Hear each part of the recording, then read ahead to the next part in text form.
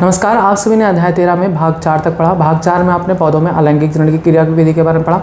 पौधों में अलैंगिक जनन को कायिक जनन या कायिक प्रवर्धन कहते हैं। आपने जाना कायिक जनन की विधियों के बारे में। दो मुख्य प्रकार से कायिक जनन उच्च पौधों में होता है, प्राकृतिक कायिक जनन और कृत्रिम कायिक जनन। आपने भाग 4 के अंतर्गत समस्त प्राकृतिक कायिक जनन की विधियों को पढ़ लिया था। अब आता है कृत्रिम कायिक जनन, जिसमें जो कि मानव के द्वारा कराया जाता है। कृत्रिम शब्द का मतलब ही होता है मानव द्वारा। तो जब कायिक जनन की प्रक्रिया यानी एक पौधे से कई पौधे बनाने की प्रक्रिया मानव द्वारा कराई जाती है, तब इसे हम कृत्रिम कायिक जनन कहते हैं। समझ में आया? कृत्रिम कायिक जनन क्या होता है? मानव द्वारा कराया जाने वाला कायिक जनन कृत्रिम कायिक जनन कहलाता है। अब इसके 4 मुख्य विधियों का वर्णन हम करेंगे। हालांकि इसके बहुत सारे विधि हैं, लेकिन 4 मुख्य विधियों को आपको पढ़ना होता है। सबसे पहला आता है कलम प्रक्रिया यानी कलम लगाना, दूसरा आता है दाब लगाना, और तीसरा आता है ग्राफ्टिंग यानी रोपड़, और चौथा आता है गूटी बांधना यानी गूटिंग। तो ये 4 मुख्य विधियों का आपको पढ़ना है कृत्रिम कायिक जनन के अंतर्गत, यानी कैसे कैसे एक पौधे से हम कई सारे पौधे बनाते हैं मनुष्य। ठीक है, ये सब पौधशालाओं में किया जाता है। आइए सबसे पहले प्रोसेस को पढ़ते हैं। कृत्रिम कायिक जनन की पहली प्रक्रिया जिसे हम कहते हैं कलम प्रक्रिया यानी कलम लगाना। इस प्रक्रिया को आप सभी ने कहीं ना कहीं किया होगा, हमने भी बचपन में किया था, लेकिन वहाँ पर हम गलती करते थे। हम बार बार किसी के आस पड़ोस से गुलाब के पौधे की टहनी तोड़ के लाते थे और उसके अपने गमले में लगाते थे। कुछ दिन बाद वो उसमें से कुछ होता ही नहीं था, टहनी सूख के ख़त्म हो जाता था। तो गलती वहाँ पर क्या करते थे, अब समझ में आता है। याद रखेंगे, कलम प्रक्रिया में हम किसी भी पौधे की टहनी को तोड़ते हैं, एक या एक से अधिक टहनियों को तोड़ सकते हैं। हम ऐसे कह सकते हैं कि किसी एक पौधे की छोटी छोटी टहनियों को काट लेते हैं, और काटने के पश्चात ध्यान ये रखना है, काटने से पहले हमें ध्यान ये रखना है कि उस टहनी को जिसको हम काट रहे हैं उसमें कक्षस्थ कलिका होनी चाहिए, एक्सिलरी बड होनी चाहिए। अब ये कक्षस्थ कलिका क्या होती हैं, तो आप अगर देखेंगे गुलाब के पौधे में देख सकते हैं, पौधे की जो टहनी है उस टहनी के पास आप देखेंगे तो छोटा सा पत्ती नुमा संरचना होता है। ऐसे छोटी छोटी पत्ती जैसी संरचना होती है। एक टहनी और दूसरे टहनी के बीच में यहाँ पर त्रिकोण में एक छोटी छोटी पत्तियों का समूह होता है। इसी को कहते हैं कक्षस्थ कलिका यानी एक्सिलरी बड। और अगर टहनी में ये नहीं है तो नया पौधा विकसित नहीं होता। यानी हमें ध्यान ये रखना है कि हम पौधे को काटते समय ये ध्यान रखेंगे कि इसके पास कक्षस्थ कलिकाएं होनी चाहिए। अगर ये कक्षस्थ कलिकाएं इन पर हैं तो ही नया पौधा विकसित होता है, अन्यथा नया पौधा विकसित नहीं होता। तो जो पहली प्रक्रिया है कलम, उसमें क्या करते हैं कि हम पौधे की छोटी छोटी टहनियों को काट लेते हैं। काटते समय ध्यान ये रखना है कि उन टहनियों में कक्षस्थ कलिकाएं होनी चाहिए, और उन कटे हुए टहनियों को ही हम कलम कहते हैं। जैसे मान लो ये पूरा पौधा था, अब हमने इसको यहाँ से काट दिया, तो अब ये जो कटा हुआ भाग है, ये कटा हुआ टहनी क्या कहलाएगा? कलम कहलाएगा। अब इसी कलम को हम ले जाकर किसी अन्य जगह पर रोपित कर देंगे। तो कुछ समय पश्चात देखेंगे कि इनसे जड़ें वगैरह विकसित होने लगती है और नया पौधा निकलने लगता है। क्लियर है? कलम की प्रक्रिया में क्या करते हैं कि पौधे की छोटी छोटी टहनियों को इस प्रकार से काटते हैं कि उसमें कक्षस्थ कलिकाएं उपस्थित हों। उन छोटी टहनियों को कलम कहा जाता है। अब इस कटे हुए टहनी को अन्य स्थान पर मृदा में आधा गाड़ देते हैं, और कुछ समय पश्चात उनसे नए पौधे का निर्माण होता है। क्लियर? तो ये था पहली प्रक्रिया जो कृत्रिम कायिक जनन की है, जिसमें मानव द्वारा कराया जाता है। ये मानव द्वारा ही कराया गया।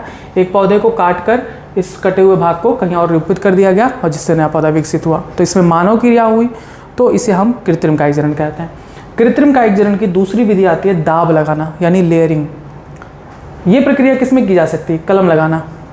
गुलाब तो सबसे ज़्यादा याद रहेगा, गुलाब में कर सकते हैं, नींबू में कर सकते हैं, अनार में कर सकते हैं, गुड़हल में कर सकते हैं। तो कई सारे पौधों में ये प्रक्रिया अपनाई जा सकती है। कुछ पौधों में हम दाब लगाने की प्रक्रिया करते हैं। इसमें करते हैं क्या है कि एक पौधा है, उसकी एक टहनी को, जो कि अभी हम यहाँ पर दिखाए ना, ये टहनी मान लो ऐसे थी, इस टहनी को पकड़कर मृदा में गाड़ देते हैं। इस टहनी को मृदा में इस तरह से गाड़ते हैं कि इसका जो अग्र भाग है वो वायु में हो और ये गड़ा हुआ भाग जमीन के अंदर हो। ये भूमि है, भूमि के अंदर इस तरह से हम टहनी को पकड़ के गाड़ देते हैं। कुछ समय पश्चात यहाँ पर कुछ समय पश्चात इस दबे हुए टहनी के पास जड़ें फूटती हैं, जड़ें निकलती हैं और फिर ये एक स्वतंत्र पौधे के रूप में विकसित हो जाता है। कुछ समय पश्चात हम इसको मात्र पौधे से काटकर अलग कर देते हैं, तो एक पौधे से एक नया पौधा विकसित हो जाता है। क्लियर? दाब लगाने में क्या करते हैं, एक पौधे की टहनी को मृदा में इस प्रकार से दबाते हैं कि उसका अग्रभाग वायु में होता है और वो जो टहनी है वो मृदा में गड़ा हुआ होता है। उसके बाद हम इसको चाहे यू शेप की ट्यूब से हम इसको गाड़ दे सकते हैं रोकने के लिए। कुछ समय पश्चात यहाँ से जड़ें विकसित होती हैं और नया पौधा निर्मित हो जाता है। ये था दाब लगाने की प्रक्रिया। तीसरी प्रक्रिया आती है कृत्रिम कायिक जनन में, वो है रोपण यानी ग्राफ्टिंग। यहाँ से क्वेश्चंस खूब पूछे जाते हैं ग्राफ्टिंग के बारे में, रोपण में। रोपण की प्रक्रिया में एक ही जाति की दो पौधों को मिक्स करके बनाया जा सकता है। एक पौधा, एक ही जाति की दो पौधों को मिक्स करके, मान लेते हैं कि गुलाब का पौधा है, उसका ये रंग सफ़ेद वाला है, ये पौधा अलग है और ये पौधा अलग है। ध्यान समझिएगा, ग्राफ्टिंग में हम दो किस्मों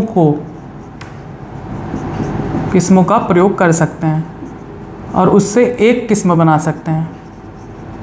ठीक, होता यह है कि उच्च किस्म के पौधों को उगाने के लिए ये प्रक्रिया अपनाई जाती है।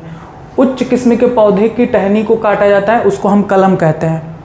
रोपण में उच्च किस्म की पौधे की जाति की जो टहनी है उसे जो हम काटते हैं उसे हम कलम कहते हैं।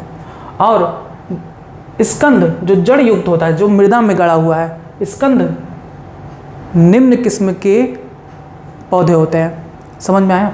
एक एग्जाम्पल के रूप में आपको बताता हूँ समझ आने के लिए कि अभी ये नहीं था, ठीक है, ये भाग नहीं है, अभी सिर्फ ये पौधा है, स्कंद का पौधा है। स्कंद नहीं कहेंगे, स्कंद भाग कहलाता है। ये एक सफ़ेद रंग के गुलाब के पुष्प का पौधा है। ठीक है, अब हम इस सफ़ेद रंग के गुलाब के पौधे को देखिए वी शेप में काट देते हैं। ऊपर इसकी टहनी को वी शेप में ऐसे काट दिए। ठीक है, अब इस यहाँ पर काटे थे, अब इसको बंद कर दिए हैं, वी शेप में काट देते हैं और उसके बाद यहाँ पर लाल रंग के गुलाब के पौधे की टहनी लाकर इसमें ऐसे जोड़ देते हैं। ठीक है, यहाँ पर सफ़ेद रंग की जो गुलाब के पौधे की बात कर रहे हैं वो ये टहनी है सफ़ेद, और जो नीले रंग की टहनी है वो लाल रंग के गुलाब के पुष्प का पौधा है। तो अब सफ़ेद रंग वाले गुलाब के पौधे पर लाल रंग के गुलाब के पौधे को लाकर हम जोड़ देते हैं। ठीक है, इस प्रकार से हम काटते हैं।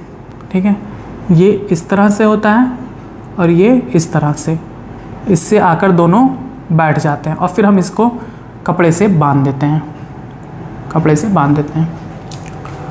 कुछ समय पश्चात ये जब जुड़ जाते हैं, ये दोनों पौधे आपस में जुड़ जाते हैं, तो इस कपड़े को हटा सकते हैं। लेकिन जो पौधा विकसित होगा वो कौन सा पौधा होगा? लाल रंग के पुष्प वाला, क्योंकि इस सफ़ेद वाले का तो सिर्फ छोटा सा भाग हमने प्रयोग किया है, जो मुख्य पौधा है वो ये है। इस प्रकार से हम दो किस्मों के पौधों को मिलाकर एक उत्तम किस्म के पौधे को बना सकते हैं। यानी कि रोपण की प्रक्रिया में दो किस्म के पौधे को हम प्रयोग करते हैं, एक उच्च किस्म के पौधे को और एक निम्न किस्म के पौधे को।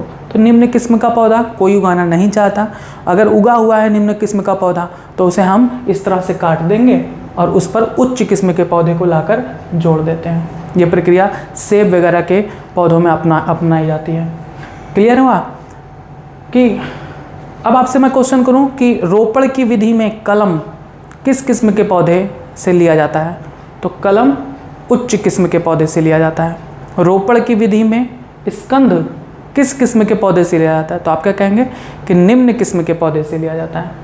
यानी ये स्कंद वाला भाग निम्न किस्म का पौधा होता है, ये उच्च किस्म का पौधा होता है। निम्न किस्म के पौधे पर हम उच्च किस्म के पौधे को इस तरह से लगाकर बांध देते हैं। कुछ समय पश्चात ये दोनों जॉइंट हो जाते हैं और एक नया पौधा विकसित होता है।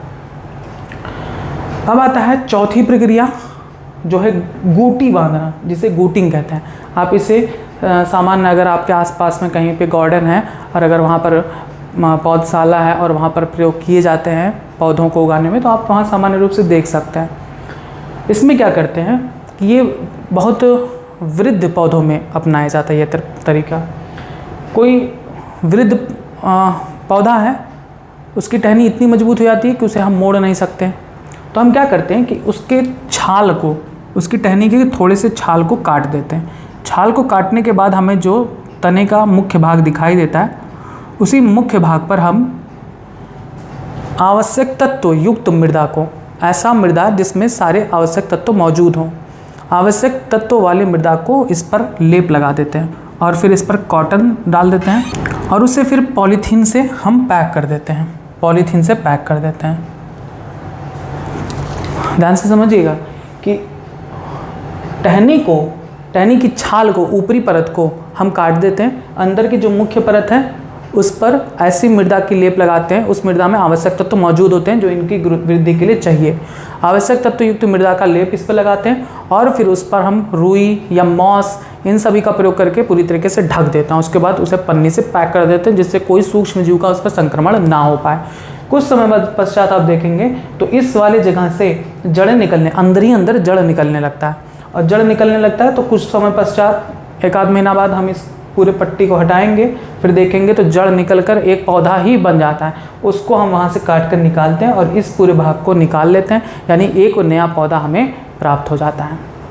बस ये थी आपकी कृत्रिम कायिक जनन की विधियाँ। तो आपने 4 विधियाँ पढ़ा, कलम प्रक्रिया, दाब लगाना, रोपड़ और गोटी बांधना। यहाँ पर सबसे ज़्यादा क्वेश्चन रोपड़ से ही पूछा गया है। हो सकता है डायरेक्ट फिगर ही दे दिया जाए और आपसे पूछा जाए कि इसमें बताइए स्कंद कौन है और कलम कौन है। तो ये वाला जो इस शेप में जो पौधा होता है उसे हम कलम कहते हैं, और ये जो नीचे वाला पौधा होता है वो स्कंद कहलाता है। हमेशा जो जड़ युक्त भाग होता है, भूमि में जो होता है जड़ युक्त भाग, उसे हम स्कंद कहते हैं, और जो ऊपरी भाग जो बाहर से लगाई जाती है उसे हम कलम कहते हैं। कलम उच्च किस्म के पौधे का होता है और स्कंद निम्न किस्म के पौधे का होता है। और फिर यहाँ पर एग्जाम्पल्स पूछे जाते हैं कि कलम की प्रक्रिया में क्या किया जाता है और किस में पाई जाती हैं। तो आप इतना हेडिंग डाल के लिखेंगे। पहला आप हेडिंग डालेंगे, दूसरा कृत्रिम कायिक जनन यानी आर्टिफिशियल वेजिटेटिव रिप्रोडक्शन। पौधों में कायिक जनन मनुष्यों द्वारा विभिन्न तरीकों से कराया जाता है, अतः इस प्रकार से कायिक जनन जो मनुष्य द्वारा कराया जाता है कायिक जनन कहलाता है, कृत्रिम कायिक जनन कहलाता है। अब आप इसमें हेडिंग डाल के लिखेंगे कृत्रिम कायिक जनन की विधियाँ, और इसमें पहला आप हेडिंग डालेंगे कलम प्रक्रिया यानी कटिंग प्रोसेस। इसमें लिखेंगे इस प्रक्रिया में वांछित पौधे की छोटी छोटी टहनियों को काट लिया जाता है, परंतु इस बात का ध्यान रखना होता है कि इन कटी हुई टहनियों पर कक्षस्थ कलिका होना अनिवार्य है, क्योंकि कक्षस्थ कलिका से ही नए पौधे का निर्माण होता है। आगे लिखेंगे यह टहनियाँ ही कलम कहलाती हैं। इन कटे हुए टहनियों को मृदा में आधा गाड़ दिया जाता है, जिससे कुछ समय पश्चात नया पौधा विकसित होता है। आगे लिखेंगे कि कलम लगाने की प्रक्रिया कई पौधों में की जा सकती है, जैसे गुलाब, गुड़हल, अंगूर, कनेर, मनी प्लांट, नींबू आदि में। अब आप ये फिगर बना लेंगे। उसके बाद फिगर बनाने के बाद नेक्स्ट लाइन से आप हेडिंग डालेंगे दाब लगाना यानी लेयरिंग। इसमें लिखेंगे कि इस क्रिया में मात्र पौधे के तने की शाखा को मृदा में इस प्रकार से गाड़ दिया जाता है कि इसका अग्रभाग वायु में होता है।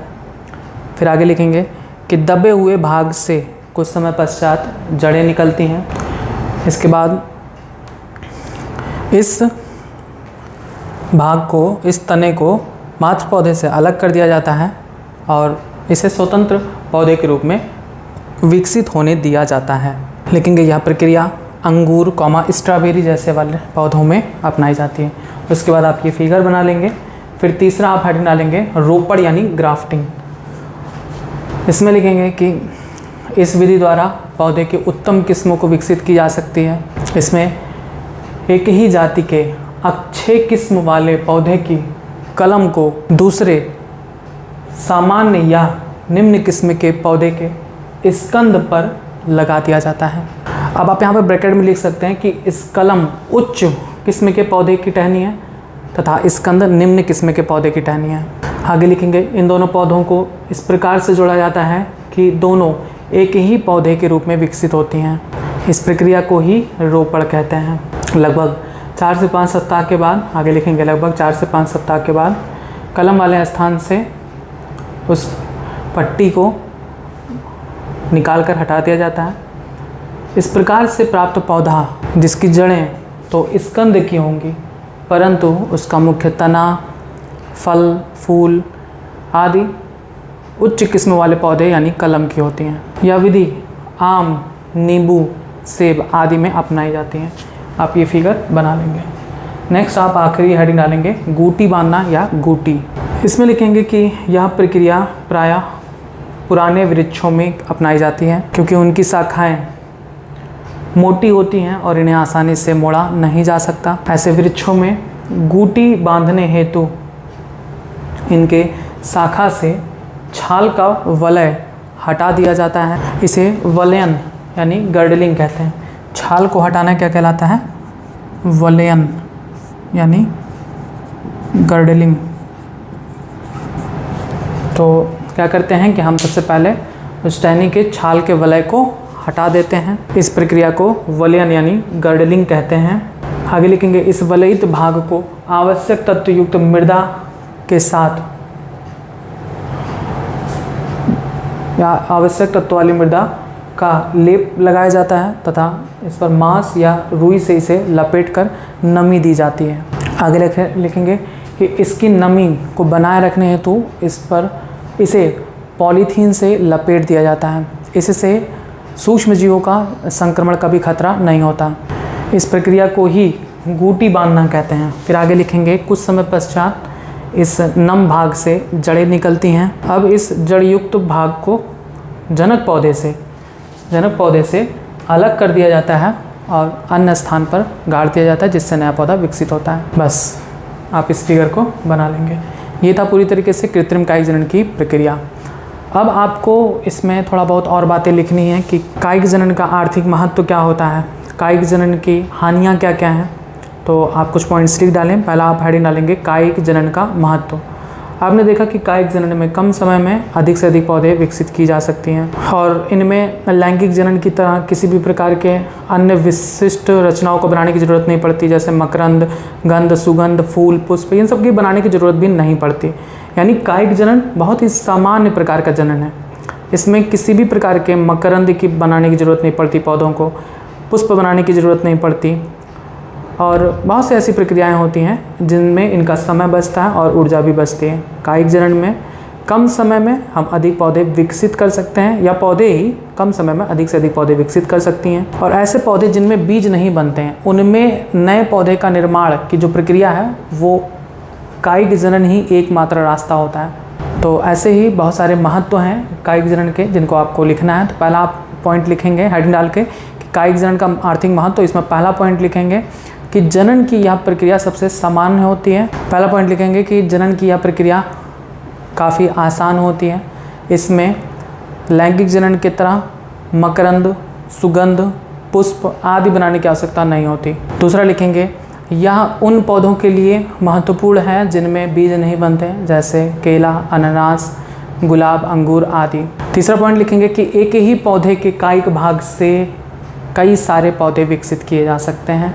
फिर चौथा लिखेंगे कि इस प्रकार के जनन में केवल एक ही जनक भाग लेते हैं, अर्थात इससे उत्पन्न जो पौधे हैं वे आनुवंशिक रूप से जनक पौधों के समान होते हैं। अतः इस प्रकार के जनन में आनुवंशिक शुद्धता बनी रहती है। लास्ट पॉइंट लिखेंगे कि इसमें पौधों की संख्या में वृद्धि काफ़ी तेज़ी से की जा सकती है।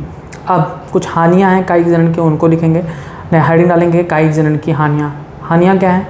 सबसे पहला ये कि कायिक जनन में एक ही जनक भाग लेता है, अर्थात इसमें विभिन्नता उत्पन्न नहीं होती और इससे नए जाति का विकास इन पौधों में नहीं हो सकता। अब चूँकि मात्र पौधे से ही नए पौधे का विकास होता है तो जो मात्र पौधे में आनुवंशिक रोग होगा वही रोग उनकी संतान में भी संचरित होता रहता है। तो आप इसमें कुछ पॉइंट लिखेंगे। पहला पॉइंट लिखेंगे कायिक जनन द्वारा पौधों की नई किस्म तैयार नहीं की जा सकती। फिर आप दूसरा पॉइंट लिखेंगे इस प्रकार के जनन में विभिन्नता उत्पन्न नहीं होती, अर्थात जैव विकास की संभावना नहीं होती। नेक्स्ट लिखेंगे कायिक जनन द्वारा उत्पन्न संततियों में मात्र पौधे के सभी विशिष्ट लक्षणों के साथ साथ रोग का भी संचरण होता है। बस लास्ट पॉइंट लिखेंगे कि इस प्रकार के जनन में काफ़ी समय बाद ह्रास होने लगता है, यानी लॉस होने लगता है। बहुत सारे लक्षण विलुप्त हो जाते हैं, तो यानी ह्रास होने लगता है। बस ये था आपके कृत्रिम कायिक जनन की संपूर्ण विधि। 4 प्रकार की विधियों के बारे में वर्णन किया गया आपको और इसके लाभ और हानियों का बताया गया। अब इसके बाद आता है टॉपिक सूक्ष्म प्रवर्धन यानी माइक्रो प्रोपेगेशन। आइए आप देखते हैं ऊतक संवर्धन यानी टिश्यू कल्चर, या जिसे हम सूक्ष्म प्रवर्धन यानी माइक्रो प्रोपेगेशन कहते हैं। सूक्ष्म प्रवर्धन और ऊतक संवर्धन एक ही होता है। इसमें आपको बताया जाता है कि ये एक ऐसी कायिक जनन की विधि है जिसमें हम कम समय में बहुत सारे पौधों को विकसित कर सकते हैं। ऊतक संवर्धन की प्रक्रिया में करते क्या हैं, हम किसी भी वांछित पौधे के थोड़े से ऊतक को लेते हैं, वांछित पौधों के किसी भी कायिक भाग से उसका थोड़ा सा ऊतक लेते हैं। जैसे अगर हम मान लो किसी पौधे का पत्ती भी ले सकते हैं, किसी पौधे के तने का कुछ भाग ले सकते हैं। यहाँ पर हमने गाजर प्रयोग किया है जो कि जड़ का रूपांतरित भाग होता है। तो गाजर के थोड़े से टुकड़े को हमने लिया, उस टुकड़े को हम कहते हैं एक्सप्लांट। ये टुकड़ा क्या है, ऊतक है, क्योंकि कोशिकाओं का समूह क्या कहलाता है, ऊतक। तो ऊतक संवर्धन में हम किसी भी पौधे, वांछित पौधे के कायिक भाग से थोड़ा सा ऊतक लेते हैं। इस ऊतक को एक्सप्लांट कहा जाता है और इस ऊतक को फिर हम रखते हैं संवर्धन माध्यम में। संवर्धन माध्यम के बारे में आपको बताया गया होगा लेंथ में कि संवर्धन माध्यम एक ऐसा माध्यम होता है जो जल में विभिन्न आवश्यक पदार्थों को मिलाकर बनाया जाता है। वो आवश्यक पदार्थ 17 अनिवार्य तत्व आपको बताया गया है ना पौधे के वृद्धि के लिए, तो वे अनिवार्य तत्व इस जल वाले माध्यम में पाए जाते हैं। इसी वजह से हम संवर्धन माध्यम यानी कल्चर मीडियम या न्यूट्रिएंट मीडियम कहते हैं। न्यूट्रिएंट मतलब पोषण, यानी जिससे इस ऊतक को पोषण प्राप्त होता रहे, वो माध्यम यहाँ पर हम यूज़ करते हैं। मतलब एक तरल है, जल युक्त तरल है जिसमें अनिवार्य पोषक तत्व हैं। इसमें नाइट्रोजन और सोडियम, मैग्नीशियम, आयरन, कैल्शियम, ये सारी चीज़ें इसमें उपलब्ध हैं जो इसकी वृद्धि के लिए अनिवार्य होती हैं। यानी इस ऊतक को, कटे हुए ऊतक को हम ऐसे संवर्धन माध्यम में रखते हैं जिसमें इसकी वृद्धि से संबंधित समस्त आवश्यक तत्व मौजूद होते हैं। अब ये ऊतक इनसे पोषण प्राप्त करता रहता है और इनकी कोशिकाएं विभाजित होती हैं। एक्सप्लांट की कोशिकाएं विभाजित होकर कोशिकाओं का एक समूह बना लेती हैं। इन कोशिकाओं के समूह को कैलस कहते हैं। अब यहाँ पर संभावना ये होती है कि या तो कैलस भ्रूण में परिवर्तित हो जाए और या फिर इससे ही नए तने का विकास हो जाए। तो अगर भ्रूण का निर्माण होता है, देखिए कैलस से भ्रूण का निर्माण हुआ, एम्ब्रॉयड, एम्ब्रॉयड से एम्ब्रियो यानी भ्रूण का निर्माण हुआ, तो भ्रूण में पाया जाता है मूलांकुर और प्रांकुर। मूलांकुर यानी रेडिकल, प्रांकुर यानी प्लूम्यूल। मूलांकुर और प्रांकुर दोनों कहाँ पाए जाते हैं, एम्ब्रियो यानी भ्रूण पे। एम्ब्रियो में पाए जाते हैं मूलांकुर और प्रांकुर। और आपको पता है मूलांकुर यानी रेडिकल से किसका विकास होता है, जड़ का, और प्रांकुर यानी प्लूम्यूल से किसका विकास होता है, तने का। तो अब धीरे धीरे इस भ्रूण से जड़ और तने का विकास होने लगता है। इससे संपूर्ण पौधा प्राप्त हो जाता है, छोटा सा पौधा प्राप्त हो जाता है। अब इस पौधे को यहाँ से निकाल कर किसी अन्य जगह पर रोपित कर देंगे तो एक नया पौधा विकसित हो जाता है। अब अगर भ्रूण ना बने, अगर कैलस से सीधे ही तना बनता है तो तने में धीरे धीरे तना विकसित होता है और उसके साथ साथ फिर नीचे जड़ का भी निर्माण होने लगता है और धीरे धीरे वह एक नए पौधे का रूप ले लेता है। तो यहाँ पर संभावना, सूक्ष्म प्रवर्धन में संभावना दो होती है, या तो भ्रूण बने और या तो तना बने। प्ररोह यानी सूट यानी तना बने। अगर एम्ब्रियो बनता है, भ्रूण बनता है, तो भ्रूण के पास मूलांकुर होता है, प्रांकुर होता है, ये जड़ और तने का निर्माण करते हैं और नया पौधा विकसित हो जाता है। और अगर कैलस से तने का विकास होता है तो तने धीरे धीरे वृद्धि करते हैं और उसके नीचे फिर धीरे धीरे जड़ का भी निर्माण होने लगता है। इससे संपूर्ण पौधा विकसित हो जाता है। बस यही कहलाता है सूक्ष्म प्रवर्धन या ऊतक संवर्धन। तो बहुत इजी है, इसमें कुछ नहीं, एक वांछित पौधे का थोड़ा सा ऊतक काट कर लेते हैं, उस ऊतक को एक्सप्लांट कहते हैं। ये सब नाम को खाली याद रखना है क्योंकि ये सब बहुत इंपॉर्टेंट है। तो ऊतक को एक्सप्लांट कहते हैं। इस ऊतक को हम संवर्धन माध्यम में विकसित कराते हैं। ऊतक की कोशिकाएं विभाजित करके और समूह बना लेती हैं कोशिकाओं का, जिसे हम कैलस कहते हैं। कैलस धीरे धीरे वृद्धि करके भ्रूण बनाता है, चूंकि भ्रूण में मूलांकुर और प्रांकुर पाए जाते हैं और उस मूलांकुर से जड़ तथा प्रांकुर से तने का विकास होता है। इससे संपूर्ण पौधे का निर्माण होता है। बस यही था सूक्ष्म प्रवर्धन या ऊतक संवर्धन। अब इसके कुछ लाभ भी हैं, तो आप पहले इसको लिख लेंगे, हेडिंग डालेंगे सूक्ष्म प्रवर्धन या ऊतक संवर्धन। इसमें लिखेंगे, इस प्रक्रिया में वांछित पौधे की पत्ती या किसी भी कायिक भाग से थोड़ा सा ऊतक काट लेते हैं। इस ऊतक को एक्सप्लांट कहा जाता है। इस एक्सप्लांट को संवर्धन माध्यम में वृद्धि कराया जाता है। ब्रैकेट में लिखेंगे, क्योंकि ऊतकों को वृद्धि करने के लिए आवश्यक पोषक पदार्थ चाहिए होता है, तो वह समस्त आवश्यक पोषक पदार्थ इस संवर्धन माध्यम में प्रयोग किया जाता है, जिससे ये ऊतक उनसे पोषण प्राप्त करें और वृद्धि करते रहें। अब आगे लिखेंगे ब्रैकेट क्लोज करके कि संवर्धन माध्यम में कैलस वृद्धि करता रहता है और कोशिकाओं का एक समूह बना लेता है, जिसे कैलस कहा जाता है। आगे लिखेंगे इससे यानी कैलस से यह संभावना होती है कि यह आगे वृद्धि करके भ्रूण बनाए या फिर प्ररोह यानी तना बनाए। अब यदि भ्रूण का निर्माण होता है तो भ्रूण विकसित होकर नए पौधे का निर्माण करते हैं, क्योंकि भ्रूण में मूलांकुर और प्रांकुर पाए जाते हैं जो क्रमशः जड़ व तने का निर्माण करते हैं। इस प्रकार से एक नया पौधा तैयार हो जाता है। फिर लिखेंगे कॉमा करके यदि कैलस से प्ररोह का निर्माण होता है, प्ररोह यानी तने का निर्माण होता है, तो थोड़े ही समय में इससे जड़ें भी निकलने लगती हैं और एक नए पौधे का निर्माण होता है। अब इस पौधे को निकाल कर मृदा में गाड़ दिया जाता है, जिससे एक नए पौधे की प्राप्ति होती है। नेक्स्ट स्टडी डालेंगे सूक्ष्म प्रवर्धन के महत्व। तो सूक्ष्म प्रवर्धन के महत्व क्या है? तो कम समय में बहुत सारे पौधों को विकसित किया जा सकता है। अगर इस विधि में हम शीर्षस्थ विभज्योतक कोशिकाओं को, शीर्षस्थ मतलब एपिकल और विभज्योतक यानी मेरिस्टम, अगर हम इस प्रक्रिया में शीर्षस्थ विभज्योतक कोशिका यानी एपिकल मेरिस्टम सेल्स को अगर यूज करते हैं तो जो नया पौधा विकसित होगा वो वायरस फ्री होगा यानी विषाणु रहित होगा, क्योंकि कभी भी शीर्षस्थ विभज्योतक कोशिका में विषाणु का संक्रमण नहीं होता। ये बात आप नोट कर लेंगे, ये क्वेश्चन में भी कई बार पूछा गया है नीट वगैरह में कि कौन सी ऐसी कोशिका है जो वायरस फ्री होती है। तो शीर्षस्थ विभज्योतिकी कोशिका है यानी एपिकल मेरिस्टम सेल्स। तो अगर इस प्रक्रिया में हम शीर्षस्थ विभज्योतिकी कोशिका को प्रयोग करते हैं तो जो नया पौधा होता है वो वायरस फ्री होगा यानी उस पर विषाणु का संक्रमण कभी भी नहीं होता है। अब चूंकि इस प्रक्रिया में भी एक ही पौधे का प्रयोग किया जा रहा है तो जो नया पौधा होगा उसकी सारे गुण, सारे लक्षण अपने जनक पौधे के समान होती हैं। बस आप हेडिंग डाल के नोट करेंगे सूक्ष्म प्रवर्धन का महत्व, और इसमें पहला पॉइंट आप लिखेंगे सूक्ष्म प्रवर्धन में कम समय में अधिक से अधिक पौधों को उगाया जा सकता है। और फिर आप दूसरा लिखेंगे कि यदि इस प्रक्रिया में शीर्षस्थ विभज्योतक कोशिका यानी एपिकल मेरिस्टम का प्रयोग किया जाए तो इससे जो पौधे विकसित होंगे वे विषाणु जनित रोगों से मुक्त होते हैं। फिर तीसरा लिखेंगे कि क्योंकि इस प्रक्रिया में एक ही पौधे से नया पौधा विकसित होता है, अतः नए पौधे में जनक पौधे का ही लक्षण व गुण होते हैं। इस प्रकार से आनुवंशिक शुद्धता बनी रहती है। बस ये था आज का आपका टॉपिक भाग 5 का, जिसमें आपने पढ़ा कृत्रिम कायिक जनन की विधियों के बारे में, सूक्ष्म प्रवर्धन व ऊतक संवर्धन के बारे में। अब जो आएगा अगला टॉपिक जो भाग 6 होगा उसमें आपको लैंगिक जनन की समस्त विधियों और समस्त उसकी जानकारी आपको दी जाएगी। अब कुछ क्वेश्चन है जिनके आंसर्स आपको देना है। सबसे पहला क्वेश्चन ये कि आपने जो प्रीवियस वीडियो में पढ़ा था प्राकृतिक कायिक जनन की विधियों में कि प्राकृतिक कायिक जनन किन किन विधियों द्वारा होता है, उनके एग्जाम्पल्स भी आपसे नहीं पूछा गया था पिछली वीडियो में, तो इसमें पूछा जाएगा।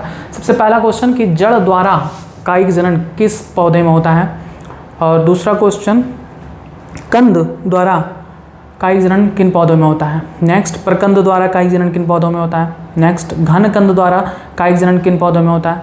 नेक्स्ट सल्क कंद द्वारा कायिक जनन किन पौधों में होता है। नेक्स्ट क्वेश्चन ऊपरी भूस्तरीय किन पौधों में पाया जाता है।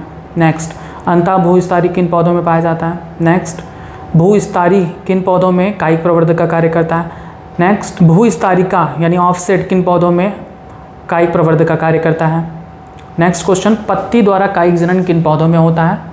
नेक्स्ट प्रकलिकाओं द्वारा कायिक जनन किन पौधों में होता है। नेक्स्ट क्वेश्चन कृत्रिम कायिक जनन की कितनी विधियां हैं जिसको आपने पढ़ा है उनके आपको नाम लिखने हैं। और नेक्स्ट क्वेश्चन कि रोपण यानी ग्राफ्टिंग में उच्च किस्म के पौधे की जो टहनी होती है उसे हम क्या कहते हैं, और निम्न किस्म के जो पौधों की टहनी होती है उसे हम क्या कहते हैं। नेक्स्ट सूक्ष्म प्रवर्धन की प्रक्रिया में वांछित पौधे का वह ऊतक जो हम प्रयोग करते हैं उस ऊतक को क्या कहते हैं। नेक्स्ट क्वेश्चन एक्स प्लांट को संवर्धन माध्यम में रखते हैं जिससे उसकी कोशिकाएं विभाजित होकर कोशिकाओं का समूह बना लेती है, इसे हम क्या कहते हैं। बस इतने क्वेश्चन हैं जिनके आंसर्स आपको कमेंट बॉक्स में जल्द से जल्द देना है, और आगे के टॉपिक्स के लिए आप जुड़े रहें बायोलॉजी इन हिंदी चैनल के साथ। धन्यवाद।